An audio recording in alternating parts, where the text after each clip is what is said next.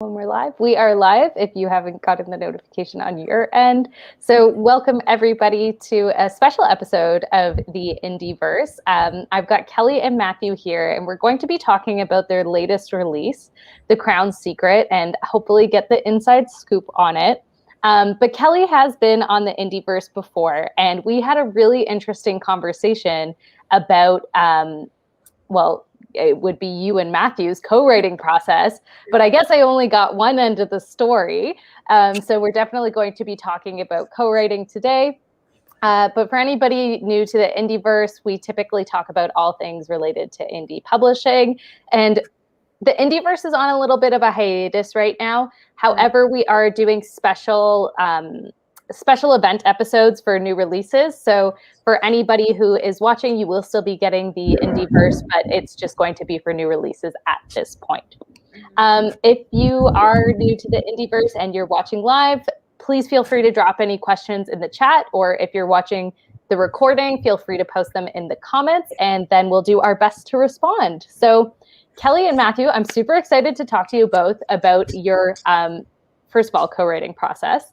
And also not upcoming, it's published now. And for anybody who's interested, it's linked down below. But before we dive into all of that, I would love for both of you to take some time to introduce yourselves, let us know a little bit about like the writing you've done in the past. And then Kelly, we've spoken before and I've heard your writer origin story.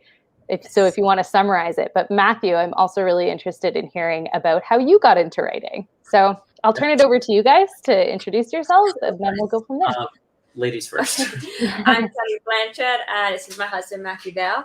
I am the author of the Chronicles of Lorik series, which is a 9-book series, fantasy, sci-fi, and it's all published. And this is Matthew, and we co-wrote a series called The Hand of Sorrow. All the books are written, but we are finally publishing them. And we just published the first one of the series. Was it this past week? Last week. Yeah. Last week. And so that is who I am. And if you guys see us a little distracted, there's a big thunderstorm in right now. Lots of thunder, lightning. And our dog is very anxious dog. Terrified of the storm, so he's walking around. So if you see us looking down, that's what's going on. Yeah. Well, I'm Matthew Dale. I'm Kelly's husband.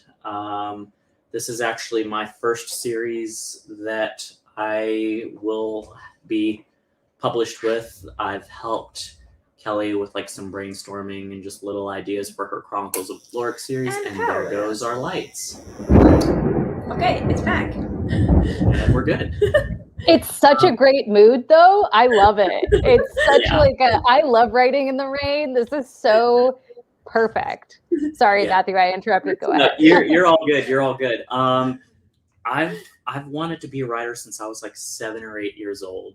Like I remember writing short stories on like a little notebook when I was in elementary school and in middle school because my handwriting was so horrible, and like multiple like licensed physical therapists tried to help me with my handwriting and just failed. They just handed me a laptop and were like, here you go.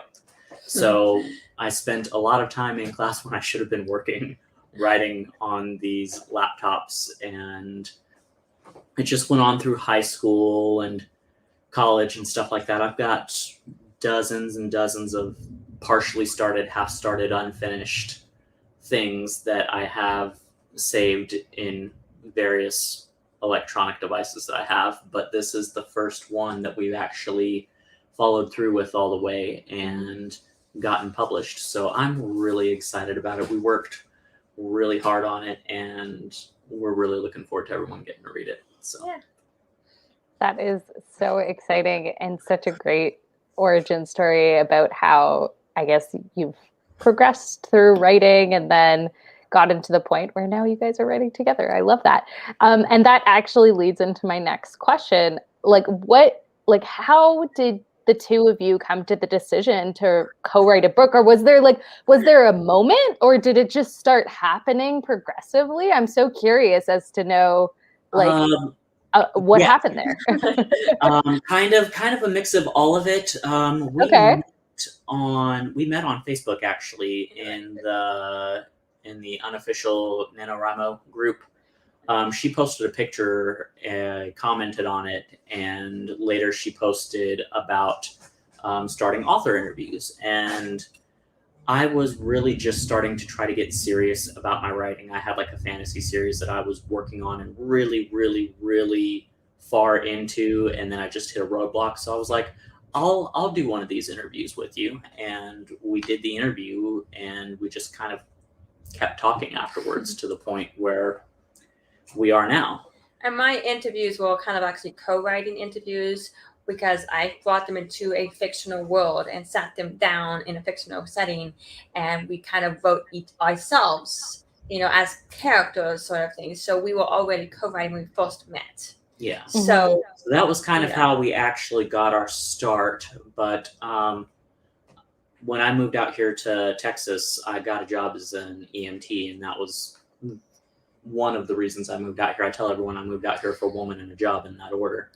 But I started working as an EMT, and she was still working on Chronicles of Lorik.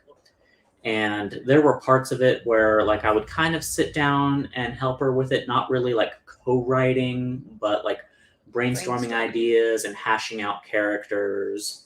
And like there were a couple times where we'd like write a scene together that wasn't put in the story just to try to hash out a character. I'm like, I really want to do this with you at some point. Like I want us to work on something together, was basically the mutual consensus on that. And once she finished Chronicles of Lorik, we started on this series, and we stopped, and we started, and we stopped. We started at like what? We started it while I was writing Chronicles of Lorik. Yes, that was it. And I couldn't do two things at once. Yeah. So by the time I finally finished the Chronicles of Lorik, we had a good idea of what was going to happen. And because I finished Chronicles of Lorik in December 2018, and we immediately jumped into the first book, and it took us 2 weeks to write the first book, which was 100,000 words, because that's how fast we were writing. It was. So that's and then we just, wild. I wish I could crank that out. That's amazing. Yeah. Well, my job, when I was working in the ER, and by this point I was basically, my responsibility was keeping track of lab orders and timed blood draws. So I had a little desk in the back of the ER out of everyone's way where no one bothered me, and I just had to sit there and look at a computer screen all day and occasionally go get a blood draw. Of course, This was before flu season and COVID and everything got super, super, super chaotic. But there'd be times where I'd have, if it was a really slow day, I'd have maybe 2 or 3 blood draws and just sit back there and hang out. So she and I would email back and forth, or Facebook message back and forth, writing these scenes while I was at work. So that kind of helped us with our pace and our word count. And then as days off, we wrote 10 to 12,000 words a day because we could. So. That's amazing. Absolutely amazing. And it's so interesting too that you guys met through NaNoWriMo, just like so absolutely incredible. Was there any particular inspiration for this story, or did you just kind of start like brainstorming and spitballing and then couple of different things. One of the main characters was actually based on a D&D character that I created that I never really got to use. And I'd always kind of just kept him to the side. I'm like, he's a really interesting character. I'm going to do something with him at some point. But the actual premise of the story itself, I don't know if you're familiar with the band Within Temptation, but they actually have a song called The Hand of Sorrow, which is where we got the name of it from. And it's like the best explanation I can give is the opening line of the song. The child without a name grew up to be the hand to watch you, to shield you, or kill on demand. And it just kind of tells the story of this individual and the sacrifices they make for their job and the person that they're trying to protect. And that was kind of what gave me the idea for a lot of this part of the story. And I ran through it with Kelly, and she was like, yeah, let's run with this.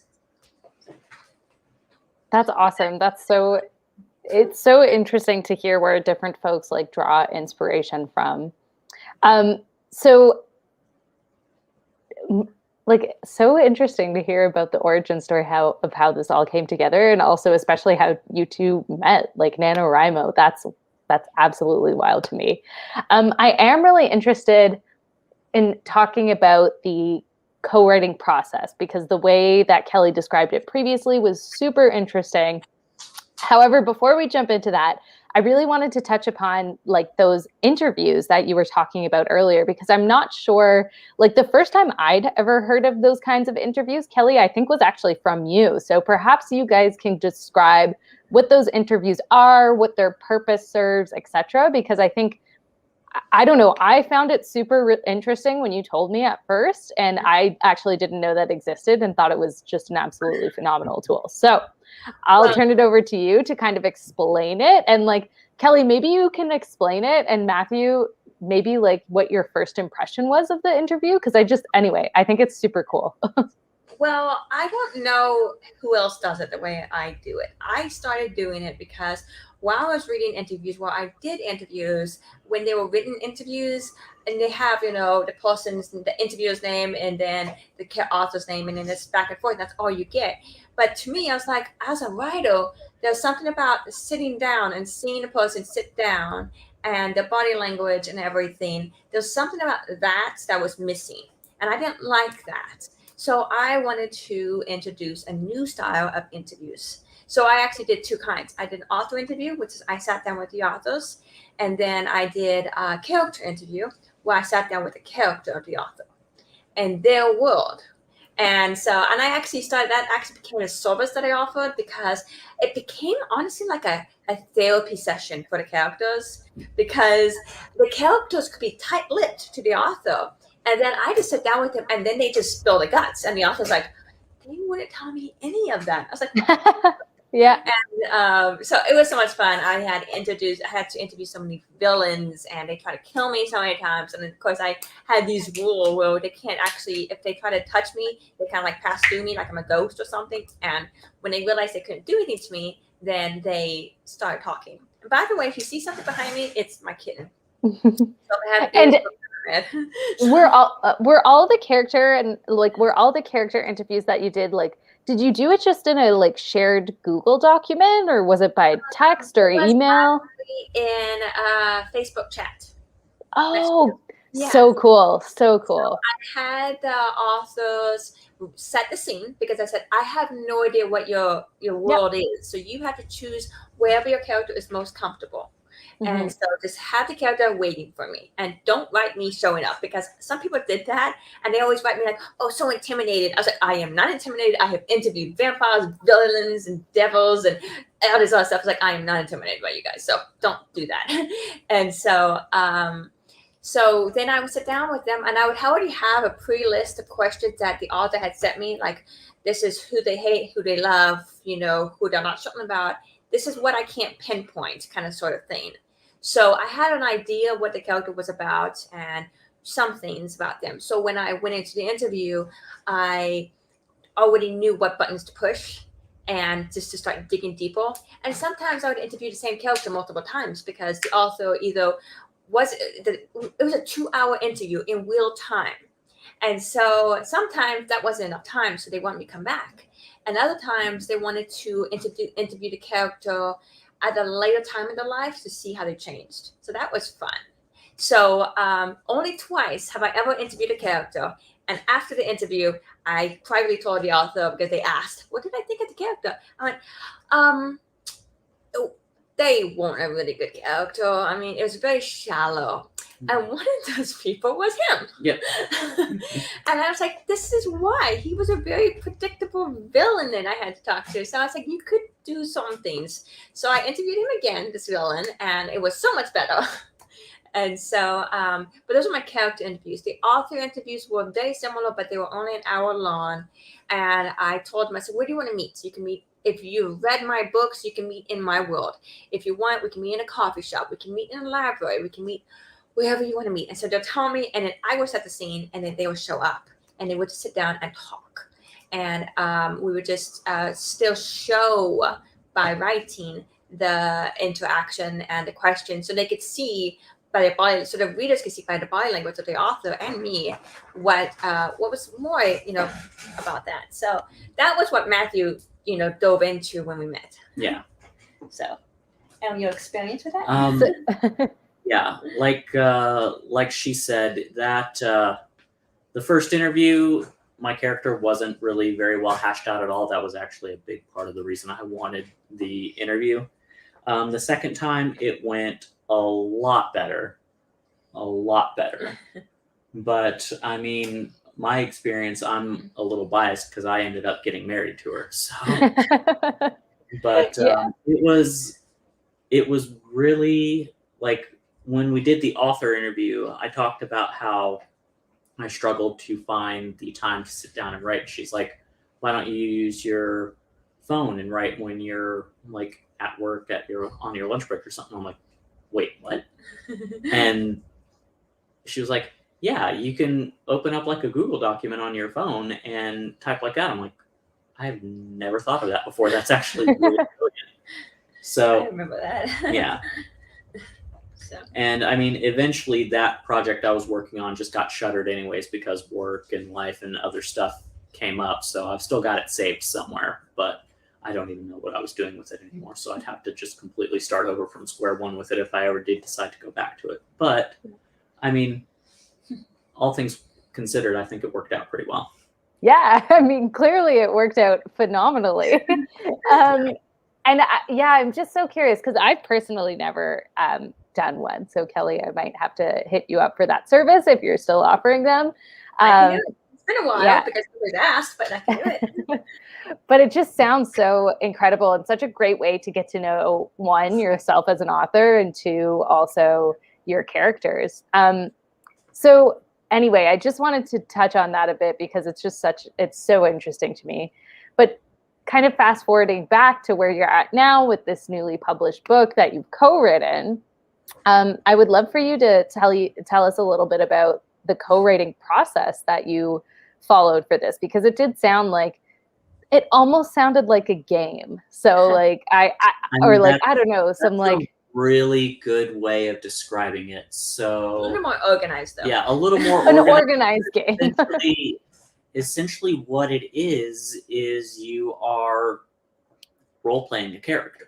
Is what's going on. So she will open up a scene, set the stage, and establish what her character is doing, and then my character comes in and like she hands me the computer, I type what my character's doing, I type their dialogue, hand it back to her. Neither of us can actually see what the other person is doing until they hand the computer back. So you get these really fun moments sometimes of like, wait a minute, what? And you're just, like, part of you is surprised, part of you is confused. Right, like, why did you do that so well? Why did you do that? And then you just kind of go from there, but it's basically paragraph by paragraph going back and forth, alternating characters. And sometimes because we each have characters that are assigned to us essentially. So occasionally if she's writing a scene where it's all her characters, she'll write the scene on her own, or I'll write the scene on my own if it's all characters that are assigned to me. And sometimes we have characters that we can interchange, go back and forth with. So she'll be writing the character one scene, and then the next scene I'll have the same character just interacting with different people. But we did, before we even did any of the actual writing, we brainstormed the entire series. And we knew what and overall had to happen. And then we focused on we knew how many books was going to be in the series. And then we focused on the first book and we outlined that entire thing. So we knew going into the scene what had to happen. We're like, okay, so this character, this is the end result of the scene, but how are we going to do that? We don't know, but this is the basic, atmosphere we're getting the characters into. So go at it. And then, so for the most part, the characters actually did end up doing what we wanted them to do. Sometimes they said, oh, by the way, this is going to happen. And we're like, oh, what? And so we would have to brainstorm and fix that, and not fix it, but put it into the story. Find a way to make things we let work. the characters, be real and be part of the, real characters. And like sometimes you actually have to stop and kind of have a mental conversation with this person that doesn't even exist to figure out who they are and what they want and all this other stuff. And after a while, they kind of take on a life of their own, sort of. Mm-hmm. So you'll be sitting there typing a story, and then you'll be thinking about this character, and the character's like, no, that's not how this works. Or, hey, I'm going to do this instead, or just something like that. I mean, there were times when we wrote and we got like 25,000 words in, and I was like, you know what? I don't like the way your character's working. It's kind of stiff, and I can't relate to him. I just don't feel like it's real. Yeah. And we're like, okay, so where did that begin? So we go back like 10,000 words and find this one choice that the character made, that we made the character go one way, and the character was fighting. He didn't want to go that way. He wanted to go another way, but we made him go the way we want him to go, and that wasn't the way. So we had to cut all those words and then go the other way, and it worked out better. And in the end, it actually ended up where we wanted it anyway. Yeah. And the character was much more flushed out. Yeah. So it was a lot of fun. Mm-hmm. Did you find that because you had kind of your set of characters that you were writing, did you find that it was easier to get into the characters while co-writing because you had kind of like, it was like a bounce back and forth, and you had an element that was unexpected, which was obviously the other person. And I mean, it's more enjoyable when you're like, okay, I don't know how the other side of the conversation is going to go. I mean, when you're a writer, you can kind of imagine the entire conversation by yourself, and then you can write it. But with this one, I'm like, my character's going to say this. No, I don't know. And then I have to wait. Yeah. And so that was one of the best parts. The other thing that was really fun about co-writing was one of us might get tired of like, we have to write, but I don't want to carry the scene. That's what we call it, carry the scene. Like, I don't want to have full responsibility of the scene. Can you just deal with it? I will write my characters, but I don't want to be in charge. Right. So we would, go back and forth with that, which is very helpful because we both have our strengths and weaknesses. So it was fun. Mm-hmm. So. And would you say, like, you mentioned strengths and weaknesses, and I feel like a lot of authors either identify as like character driven or plot driven or world driven, whatever it may be. Do you have the same kind of I suppose, favorite part of writing, or is it different? I'm curious to know. I don't know. What's your favorite part?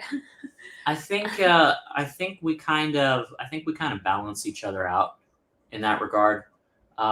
She's very, very good at crafting complexity, and I'm very good at details and specifically, like if we have a character that gets hurt, that was what I did for a living for 5 years. Got hurt, so that was something I was able to manage a little bit better. When we come to dialogue, though, we're both pretty equal about that, and that's what makes it so much fun. I know one of my strengths is description and really setting the scene so it can really be vivid, because there are times when I'm like, okay, I know this is your character's scene, but let me set it because I have a specific image in mind. You can write the character's dialogue when we get there, but let me set this scene. Like, there's a very particular scene I'm thinking of in book 2 of a series, and Matthew we had written a scene, but I was like, there was something missing in the very beginning, so I went back and I rewrote the very beginning, just a few paragraphs, because I wanted a particular image in mind for the readers when they walked into that scene. And so yeah, I think we balance each other out pretty well. And I think both of us enjoy writing dialogue. That's our favorite thing. I'm right there with you. I also just get away with dialogue. Like, we could do like scripts, we'd be just fine, But we're writing books. Yeah. And so, if you had two characters like having a dialogue with one another, were you really completely alternating back and forth for every line? Like, if one of you had one character and the other had the other, or did you kind of do like chunks of the scene? Yes. So depending on what's going on in the scene, if you have characters that are in the middle of a really, really heated back and forth, then it's line by line bouncing back and forth. Switch. If there's, so cool. There's stuff that's going on in the scene while characters are talking, then whoever's writing that character will describe some of what's going on, describe the scenery, describe what they're doing, and then it switches back over. Yeah, describe what they're thinking, and then switch over to the other person and their character and their response and everything that's going on and what they're thinking as well. Mm-hmm. Yeah. So sometimes it could be, we could write a line and switch, or it could be like a page, but it's only because that other character, that person who's writing that character, has a lot going on, most likely internally. And you're trying to, because it informs why they say what they say later on and so forth. So you got to go with that. So so sometimes it depends, but most time it's like paragraph by paragraph. But yeah. So perhaps you can give us, because I'm going to ask you about your favorite characters next. But before we do that, perhaps you can give us a little bit of like a preview of what the book's about. No spoilers, but just like a summary. And then I'm going to ask you about your characters because I have questions. Okay. Do you want to summarize, or do you want me to? You're better at summarizing than Okay. I am. So the series, at least the post book, focuses on, there's a country called Sierra, which is on a continent north of Cuscatlin, which is the Chronicles of Loic. Sierra is a different continent. Yeah, it takes place about 40 years prior to the start of Chronicles of Loic. Loic. So, so Insula is the princess of Sierra, and 10 years prior to the beginning of the book, her father and brother were assassinated, and she was sent away to Cuscatlin for her safety, while her mother was trying to deal with who had assassinated her husband and son and so forth. She didn't want her daughter to get assassinated, to get killed. So Insula is the princess.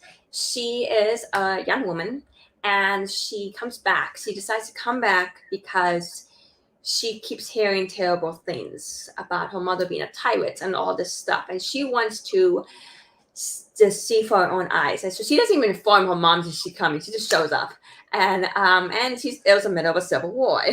So she knows that it's bad. And she knows the only people that she can trust are the people that she brings with her.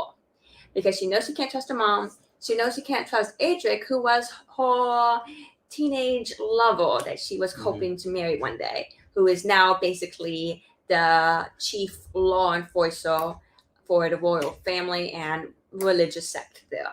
So she knows she can't trust them. And she's just trying to go in and figure out what's going on, who's on the right side, and what can I do to help. But everybody underestimates her, and they think that she is they still think of her like the 16-year-old princess that left. And she's no longer 16. And so she's just coming home to try to solve things because it's been bad for a very long time. So that was my character. That's the main focus of the story. But Matthew's character was Adric.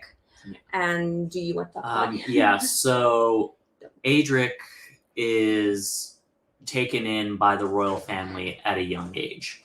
He is a mage, and he's taken in by the royal family because he was a healer. He actually saved the life of a member of the royal family as a young boy, so he was taken in. He becomes close with the prince. He becomes close with Princess Insula. They grow up. They become friends. He and Insula become more than friends, and then this assassination occurs. And Insula is sent away. Adric feels like he has failed because he wasn't fast enough to protect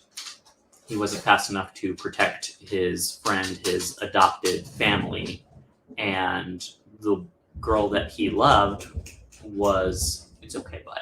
And you're all right. Sorry to storm my dog. Yeah. The girl he loved was sent away. So he blames himself for what happened. And there are political and religious elements involved that take advantage of that guilt and fuel his drive to basically make sure nothing like that can ever happen again. So by the time Insula returns to Sierra Leo, he is basically the executioner for the royal family, is what he is. He's like he's the lead investigator for any crimes against the crown or against the state religion. Chief of security. Chief of security. He's got a lot of stuff that he has going on. And everybody's afraid of him. All Yes. the people are afraid of him. So, Yeah, he has a very sinister reputation in Sarah Leo. But without going into detail, there's a lot more to him than that. So that's the basic idea. And the main purpose of Insula is she wants better for her country. Mm-hmm. And so if that means getting rid of her mom, okay. If she can do it without that, she would. But she doesn't know what it is that can't happen. Mm-hmm. But she doesn't want Sylvie to be oppressed. So she's trying to do better. Yeah. So, and she's just jumping in the middle of a battlefield. Yeah. And with Adric, once she returns, his main priority shifts from Protecting the queen. Protecting the queen and making sure that everything in Sarah Leo is running smoothly and everyone's obeying the rule of law, to making sure she's safe from Everybody. Yeah. Even him. But yeah, he's also a danger to her because people control him. So. Oh, it sounds so interesting and so compelling in both those characters. Hey. Both those characters just sound so awesome. So my question, outside of those two characters, because you have on both sides like a cast of characters you're writing as co-writers, right? So Kelly, you have a bunch. Matthew, you have a bunch. So my question that I wanted to ask was, of those, and this is not a question of like quality of the like quality. I don't know how to phrase it, but who is your favorite and like least favorite of the other persons? I think I know. So like in terms of like you just like them or they're more relatable. So you have one really fun character. Yeah, I've got one of the really, really, really fun characters. And if you want one of the bad people. Yeah.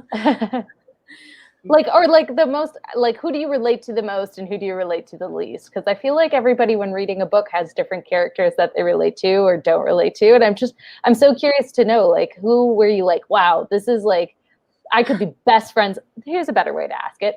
Who would be your best friend and who would be your enemy? I mean, see, we put different parts of ourselves in different characters. So there is that to keep in mind. Yeah. So, like, I would get along with Insula, or I'd get along with a Nelm, or, different characters. Mm-hmm. And so, like, I don't know if we would be best friends with Adric initially, especially because he's so dark and scary. Yeah, but by the end of the series, probably. Maybe. But there is Vardis. Yeah. Vardis is a fun character. Yeah. He's the best friend. I would be friends with. Yes.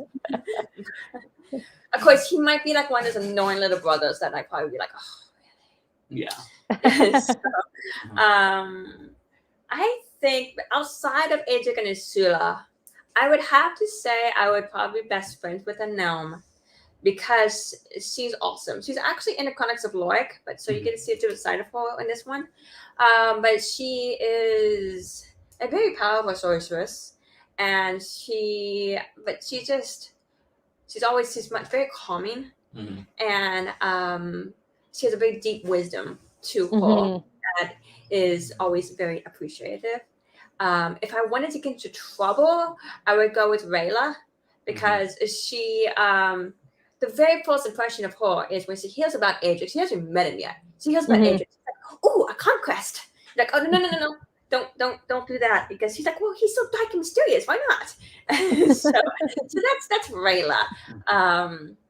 If I wanted to get a drink, I think I would go with her brother Cyrus, because he's kind of like, okay, he's more level-headed, but sometimes he could use a drink because his sister's really crazy. Yeah. So, I mean, my responses pretty much are the same. Those four characters that she mentioned are probably the most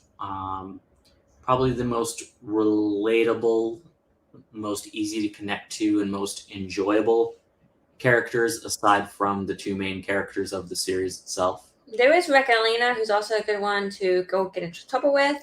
Yeah. But she's also we love it. We love characters we can go get into trouble with. That's awesome. She's a very complicated character. Yeah, she is. She's fun.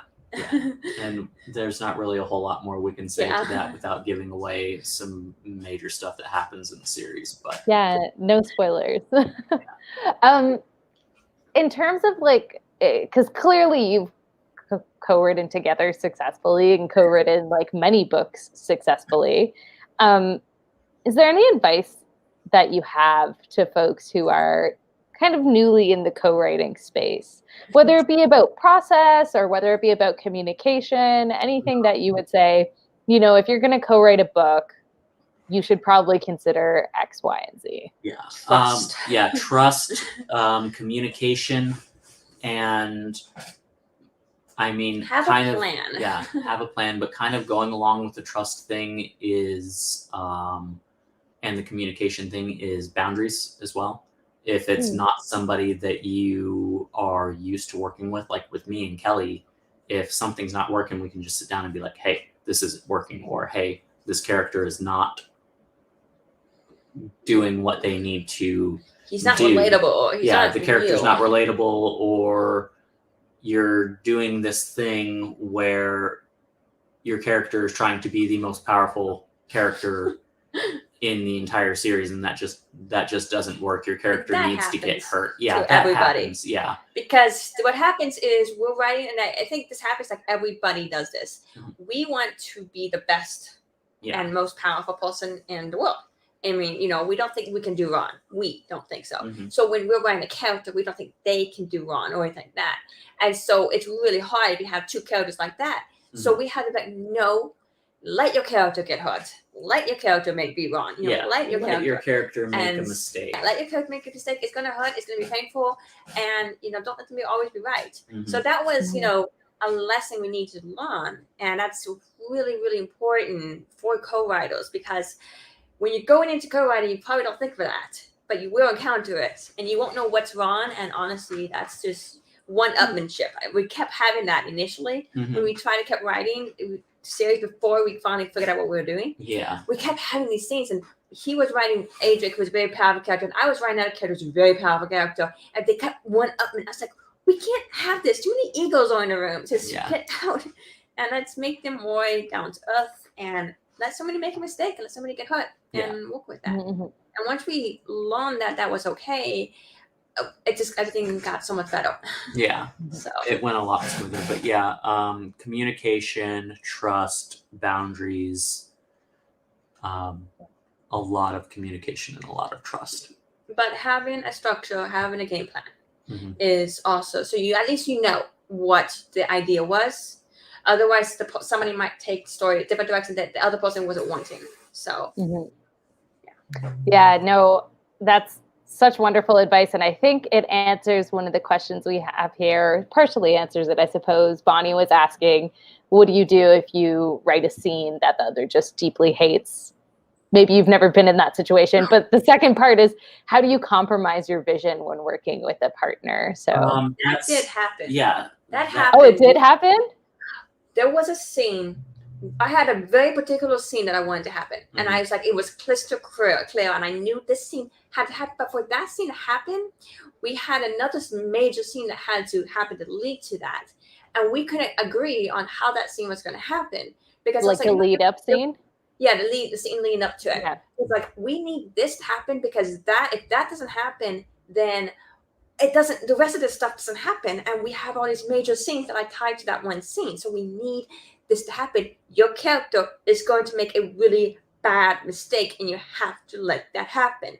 And so we, worked with that. It was really, really hard. And, because his character didn't want to make that mistake, didn't want to do what he had to do, although he had to do it. And so we finally found a little loophole that we were able to work through. And so we were able to do what we had to do. So it wasn't exactly that one scene was difficult to write, and it wasn't exactly what we had in mind. But it did lead to what we needed to have happen, because there were like 3 or 4 major scenes after that were tied to that one scene. Right. And right. so everything, because I was almost in tears, because like, if we don't have this happen, the rest of the book is like unraveled. We have no idea what's going to happen next, and we have to do this because that's the whole book's, is balanced on that. And so we finally found like a compromise, and so we were staying true to the character, but we was able to get the ramifications that we needed. So right.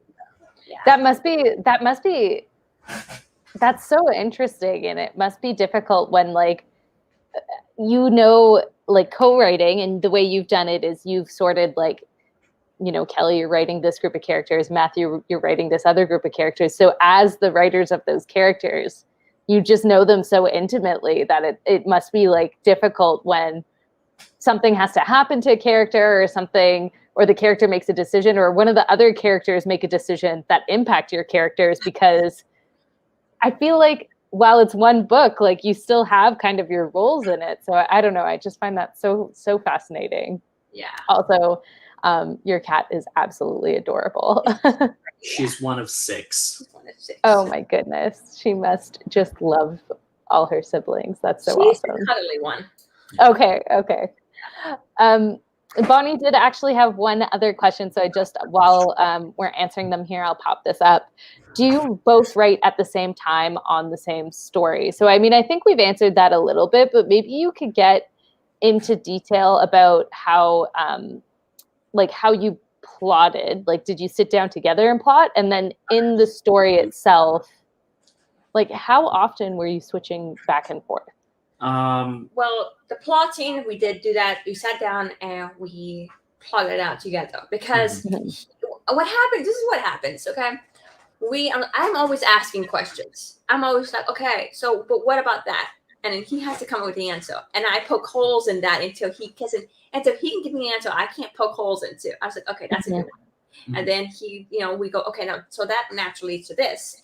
And then we keep going until I hit another one. I'm like, okay, well, but what about this? And then so I keep poking holes, and he keeps having to come with answers. And he's really good. That's how we do it, because I always like originality. I don't like, the most obvious answer. So I'm like poking holes in everything until he gives me an answer that I can't poke holes into.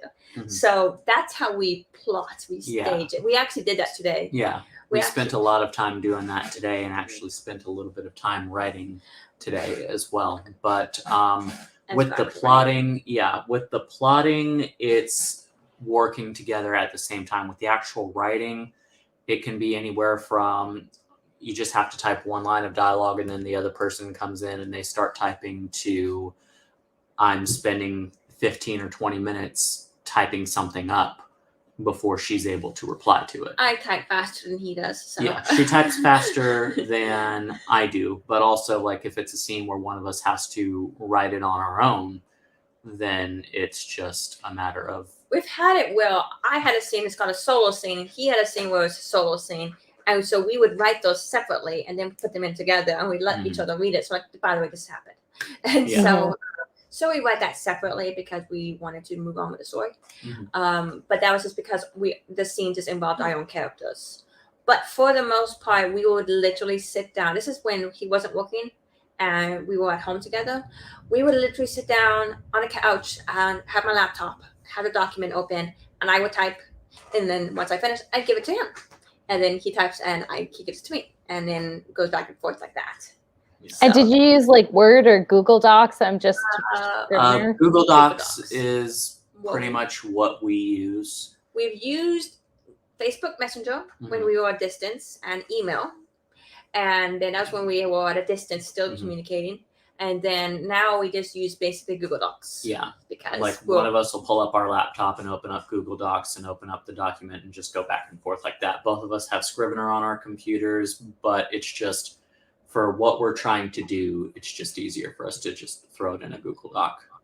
Yeah, definitely. I can imagine Google Docs is great for this, because you could just both have it up and just go at it as soon as somebody writes a line. Updated in real time, so even if like I'm at work on my lunch break and we're trying to get some writing done, she can type and refresh the page, and it updates within seconds, so we don't really lose. We don't really lose any time. So and it saves instantly.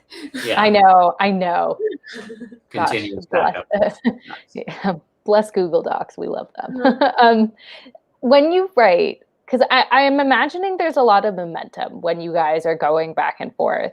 Mm-hmm. Do you have to set deadlines for like the completion of a draft or something like that? Or does it just happen so quickly? Like you mentioned 100,000 words in 2 weeks. So yeah, there's not really a deadline that we have to set. We finished the entire series in what, 6 months? 6 months. And Yeah.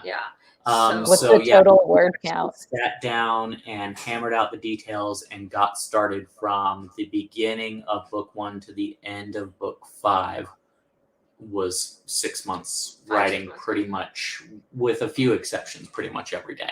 Yeah. What's the total word count?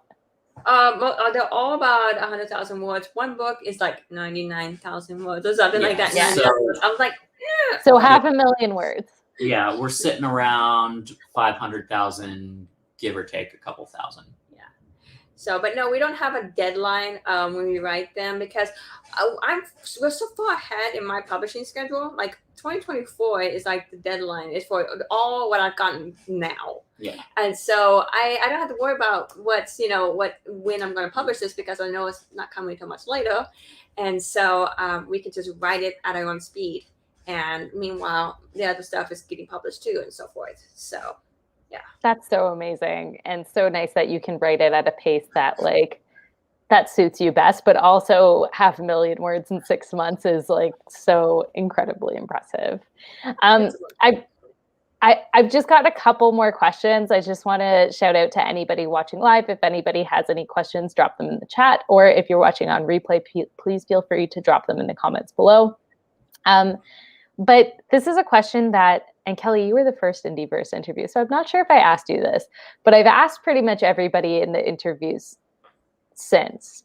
If you could give yourself one piece of advice before you hit publish on your first book, what would it be and why? Do you want to answer or do you want me to answer? You answer first. You can both answer. One at a time. Yeah. Yeah. Or any piece of advice that you give.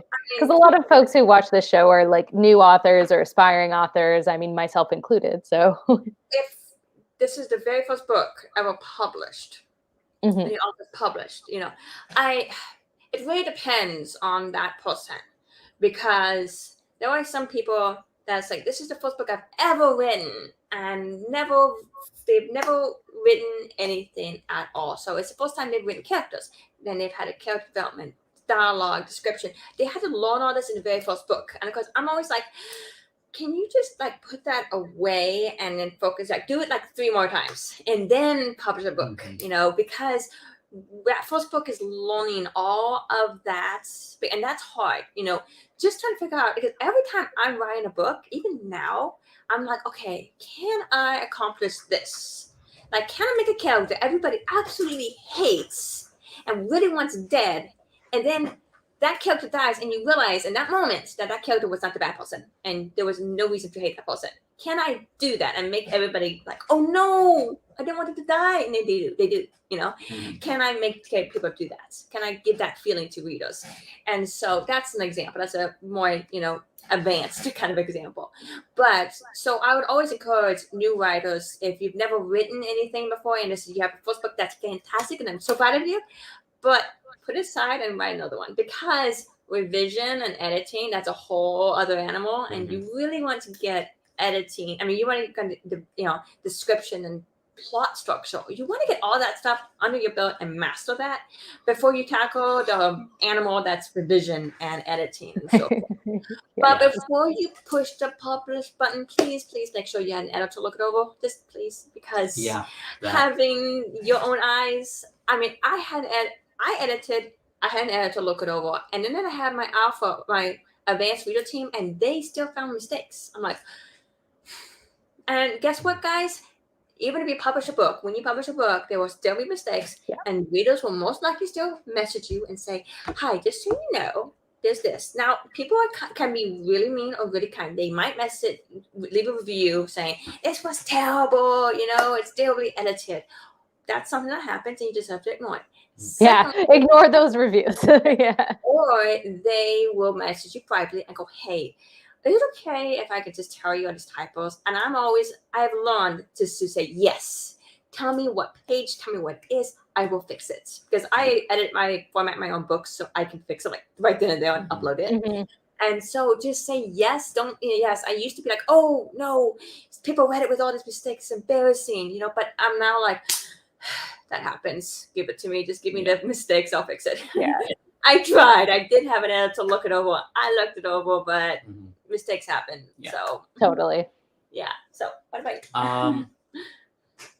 He's like, it's my first book. I have no idea. Yeah, I was gonna say it's my first time hitting publish, so like really the only thing I can say is everyone's first draft sucks. It is what it is. Don't try to publish the very first draft. Don't give the very first draft to your editor and your formatter and be like, this is what I want to go with. Just don't do that. When you finish it, read it. Well, let it sit and read it. Let it sit and then read it. And then let it sit and then read it again and go back and revise. Revise it all the way through. Let it sit, read it again. Do this a few times until you've done like 4 or 5 drafts. Like how many drafts did we do just on the first book? About 5 or so. Yeah, it was about 5 drafts that we did just on the first book before we finally hammered everything out. There comes a point where you're like, I'm done with this. I can't read it again. I can't. I'm going to go crazy if I do. So I have to publish it now. So yeah. But by that point, you found most of the errors, you've hammered out most of the plot holes, you've got everything more or less in place. You've got it as good as you can get it. But don't scramble to publish your first draft because you're going to hate it and you're going to hate yourself for publishing it. Because I've had many people come back to me like, I wish I didn't publish that. I was like, yeah, I'm sorry. So I always found it's okay. You learn, you're better now. So, you can always go back and rewrite it. Yeah. No, that's absolutely wonderful advice. And especially like the piece about that, like getting the editor, because I feel like, I feel like it seems intuitive to folks who have already gone through the publishing process, but perhaps it's not.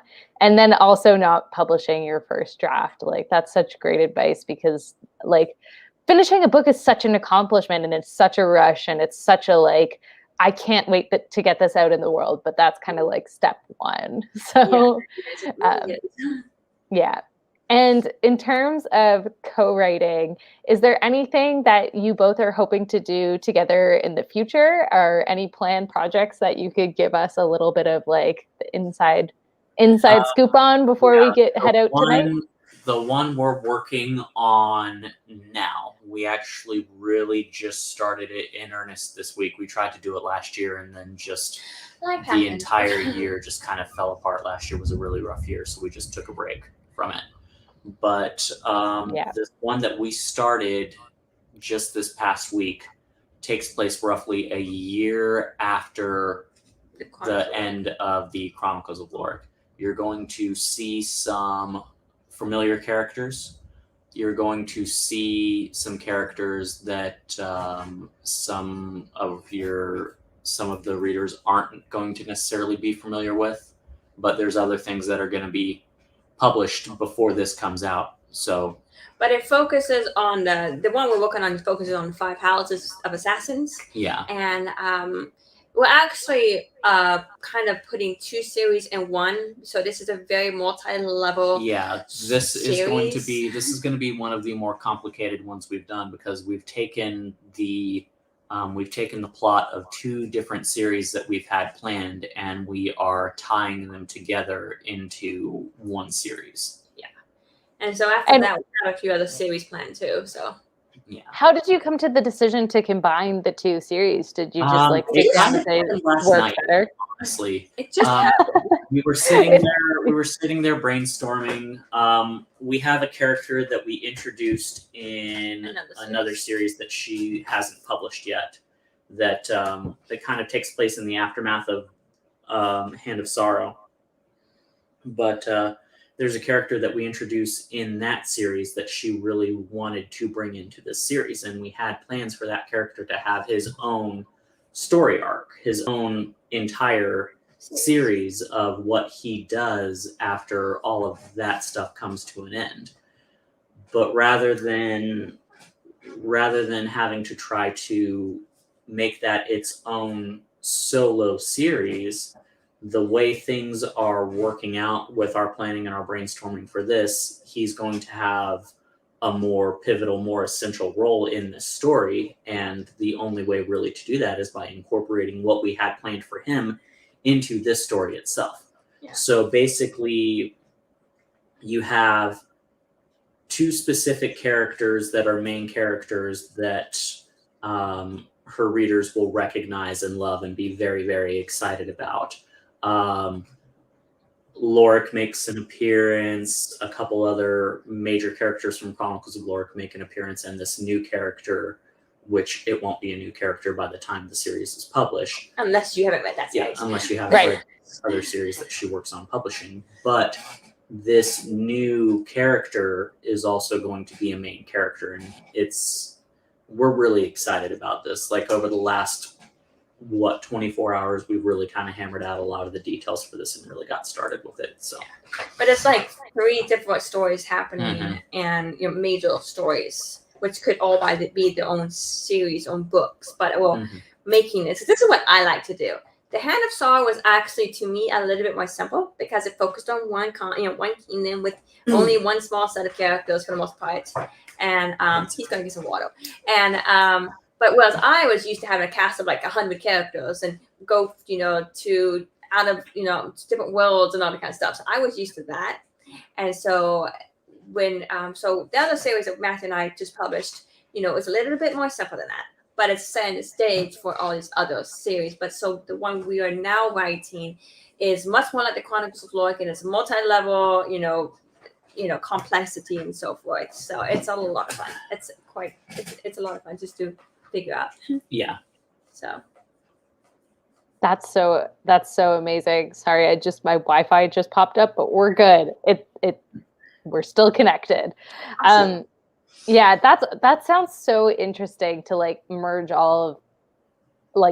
2 series together, 2 planned series. And I'm sure you're probably on a bit of like a high from making those big decisions and getting started on this new project. Like, that's always such a great feeling. It is.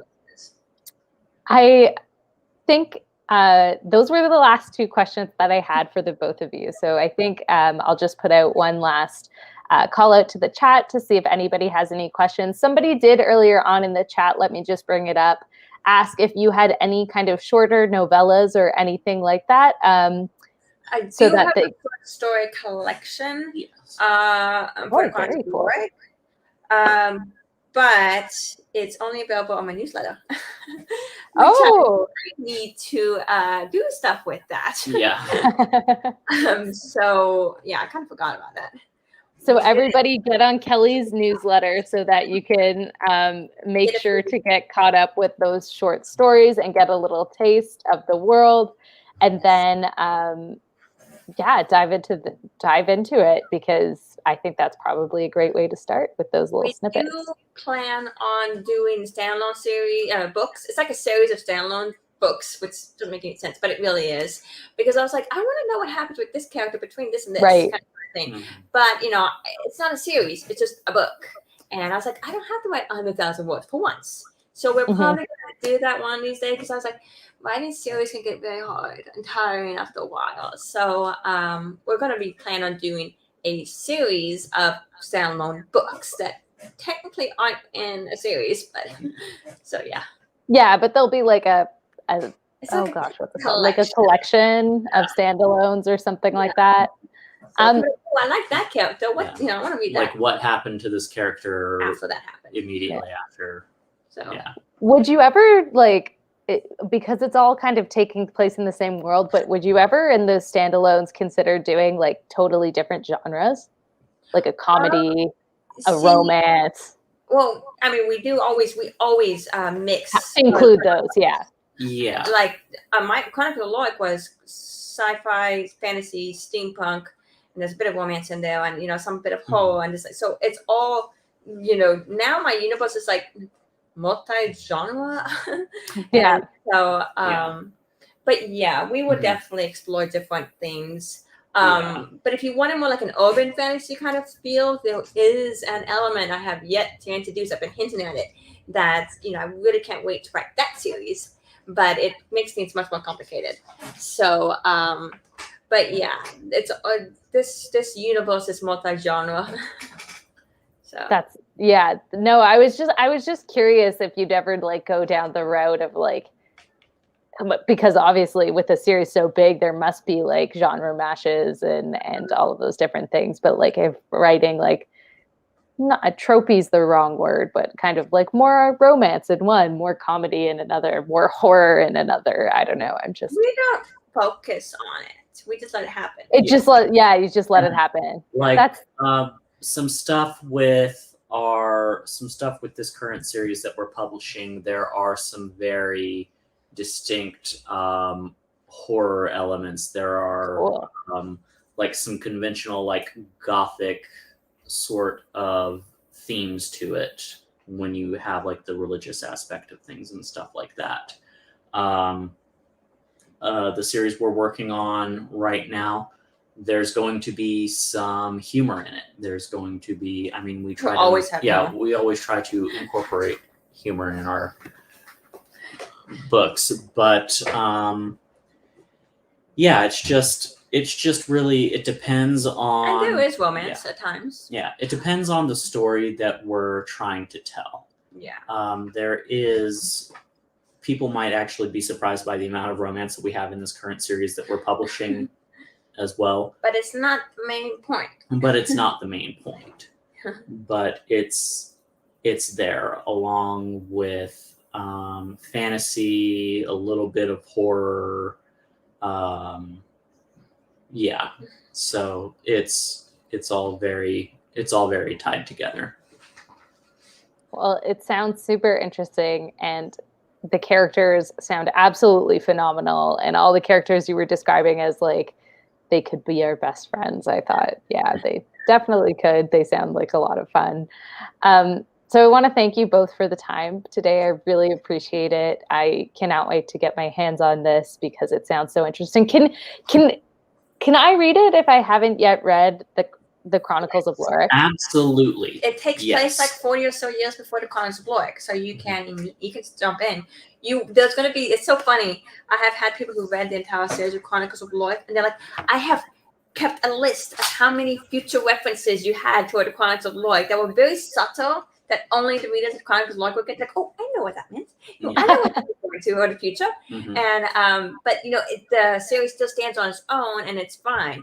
So it's it's a lot of fun. If you read Chronicles of Loic first, when you read this series, there's going to be a lot of moments where you're like, that's an Easter egg. Yeah. But if you read this first, you're not really going to miss anything from Chronicles of Loic. And when you read Chronicles of Loic, you're going to be like, oh, wow, so that's what happened. That's how this individual is still around, and that's what this person is doing now, that sort of thing. Like, that's what happened all those years ago. Like, I have a very particular student in mind. I was like, you won't know it until you get to a certain book in Chronicles of Loic. And then you're like, oh, and that's like way down the line. I'm like, yeah. So you that's so fun. I love that. I love that. It's such a nice little like nugget when you're reading and you're like, oh, I know what that means. Like, I love that. Now, there's one fun thing that I found my readers enjoy that I hinted at once. I said, I like to kill my characters, both villains and protagonists. I like to do that. He's always the one that stops me from doing that. And so there's one character who actually survives the entire series that I'm not saying who, but I wanted to kill, and he wouldn't let me. So my readers are enjoying trying to guess who that character is. I'm like, I'm not, just have fun, figure that out. So that's a fun game they're doing. Yeah. So that's awesome. Yeah. Oh, your readers must just love it, and I cannot wait to become one of them. I cannot wait to take a look at this series, and it just sounds so fascinating. Also, the cover is absolutely stunning. Yeah, cannot wait. So thank you both again for joining, and I'm going to turn it over to you quickly to, say whatever you want to say, promote whatever you want to promote, and for anybody watching, the link the links to Kelly, I think your Amazon page actually is down in the description box below. Cool. Well, first of all, I want to say thank you for having us. Yeah, definitely. Thank you very much. His first live interview. Yeah, this is my first live interview. No way. Yeah, so it was a lot of fun. So you could find, he doesn't have a huge social media presence because I'm the published author before all this, but you could find our books on my website, kellanetta.com, which is KELLANNETTA.com. And if you want to follow me on social media, I am most active in my Facebook group, which is the Muses Realm. So it's like facebook.com/groups/Muses Realm. And so that's what I am. I'm very active. It's not just about my books. It's also, hey, my pets and creative, inspirational slice of life. This is can attest. I'm a member of that Facebook group, and it's great. It's great. It's a fun. I just like to have like a little safety place for people, and let's be real. So, and like she said, I don't really have a big social media presence. I'm actually backing off of social media a little bit just for the sake of my own mental health with everything that's been going on lately. But you will see me in her group from time to time as well. I do have my own author page that I just haven't done anything with in a while.